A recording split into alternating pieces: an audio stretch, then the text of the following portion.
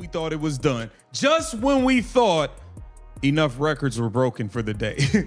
Not only does USA get record-breaking viewership and ratings, CBS, come on down. We're going to break some records for you and raise your viewership ratings as well as only the GOAT, Caitlin Clark, can do. CBS receiving their highest rated WNBA game throughout the entire. One WNBA executives were reportedly thrown into panic after Caitlin Clark declined the All-Star three-point contest, creating a major media storm. The league had expected Clark's star power to boost the event, while fans were already questioning the decision to exclude Sophie Cunningham. Instead of becoming the event's biggest attraction, Clark chose not to participate and refused to be used simply as a promotional tool. Her decision immediately raised questions about the league's invitation process, player recognition, and dependence on its biggest star. Playing up to this, Indiana Fever players have not been getting the right calls. Players have been getting, might as well say, assaulted on a basketball court, and different various things has been happening. So if you guys have not heard the news, the WNBA made an announcement that the three-point contest, and they listed several people that will be taking part in the three-point contest. And with that being said, Caitlin Clark has declined to take part in it. Now, some people mad, some people ain't. But me, I definitely get why she declined. So Alexa Phillip, who was the one who kind of broke this story about an hour ago, that the three-point contest has been listed. And let's pull it up right now. Alexa Philippou here. Instead of Caitlin Clark, Sabrina Ionescu, and Kayla McBride were invited to participate in the three-point contest, but the financial impact of Clark's absence became a major concern for broadcasters that had expected huge audiences and premium advertising revenue. Without Clark competing, networks suddenly faced questions about whether the contest could deliver the same level of attention. Sports commentators and fans began debating whether the league had underestimated just how much interest Clark generates.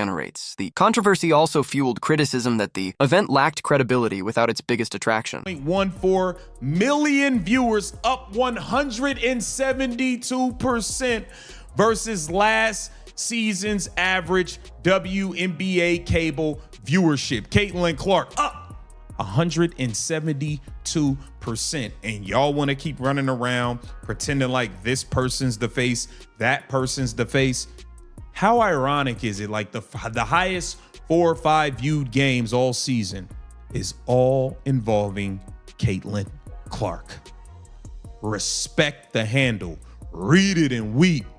It's only one face. That don't mean there are not other great players, fantastic players that I love watching.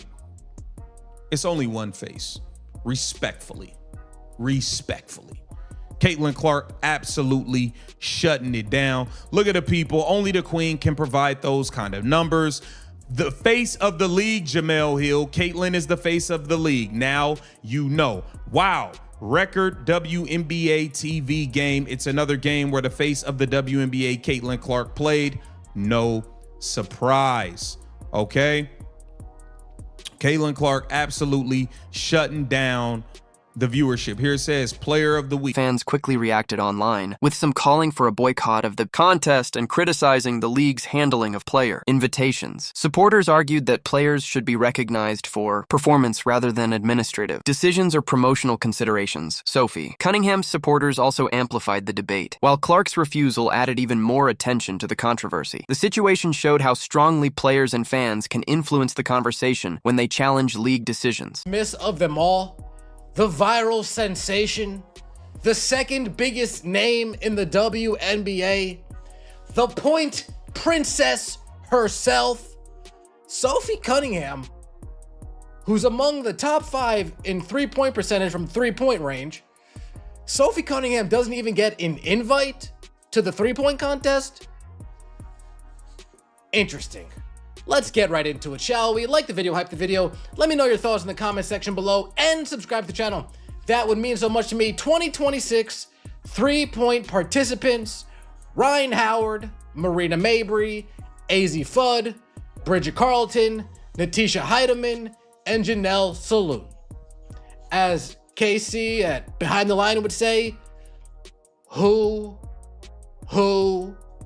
and who? Ryan Howard, Marina Mabrey, AZ, there's like no actual superstar name in this bunch. The biggest name in this bunch is probably AZ Fudd, and she's the biggest name not because of her game, she's the biggest name because of her girlfriend, Paige. Behind the scenes, broadcasters and event planners face the challenge of promoting an all-star event without one of its biggest stars. The controversy raised a broader question about whether sports organizations can create genuine excitement without authentic player participation. For years, leagues controlled much of the spotlight, but modern athletes can now build enormous audiences independently through their own platforms. Clark's popularity demonstrates how a player's individual connection with fans can become more powerful than traditional promotional strategies. Y'all trying to say somebody else is the face of the league. Cut it out. Cut it out. Only Caitlin Clark can do this. Now we chug along. Here it says Caitlin Clark, Sabrina Ionescu, Kayla McBride were all reportedly invited to participate in the WNBA three-point contest, but declined. And you know what I say? Stick it to him, Caitlin. I think Caitlin is entering her I don't give a damn era, and I'm loving it. I'm loving it. She's entering that I don't give a damn era because she finally realized she woke up and smelled the coffee. Caitlin, there's nothing you can do to get these jealous, hating, envious people to like you. You giving them the highest view ratings for a WNBA three-point shootout, raising the bar. You getting them multi-million-dollar contracts. You getting them all PJ. They still don't like you. They are jealous. They are haters. They despise you. You don't need to run around trying to please them anymore. You don't need to run around trying to help them anymore. Give them the middle finger and do your thing on the basketball court. Damn them.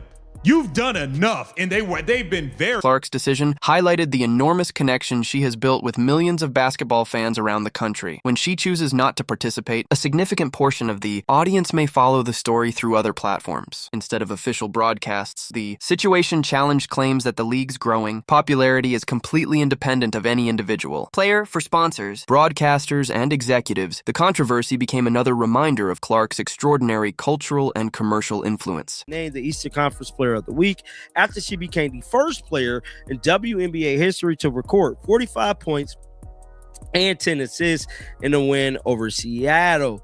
Caitlin Clark became the fastest player also to reach 200 points off three-pointers. So this right here will be the three-point contest recipients. As you guys can see here, this is the banner I believe the WNBA put out here, and Caitlin Clark's name ain't on there, bro.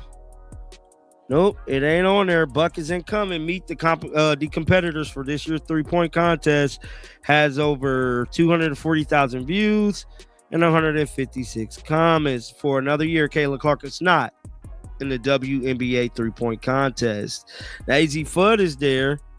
I don't know the current shooting percentage of Sophie and Caitlin right now, but I think it's pretty damn high. Sophie for sure. For somebody that's losing her fans, I would imagine Caitlin Clark will want to participate. She's disappointed, and she wants all the fame without putting in the work. You sound like a damn hater.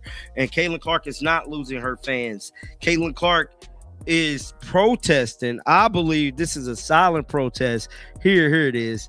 The online reaction grew rapidly, with supporters praising Clark for standing firm and questioning the league's approach to its biggest stars. Fan-made content and discussions began competing with official promotional material, showing the power of independent audience attention. The controversy could push the league to reconsider how it handles major players, invitations, and fan expectations in the future. Ultimately, the biggest lesson may be that star athletes now have more influence over sports culture than traditional executives once expected.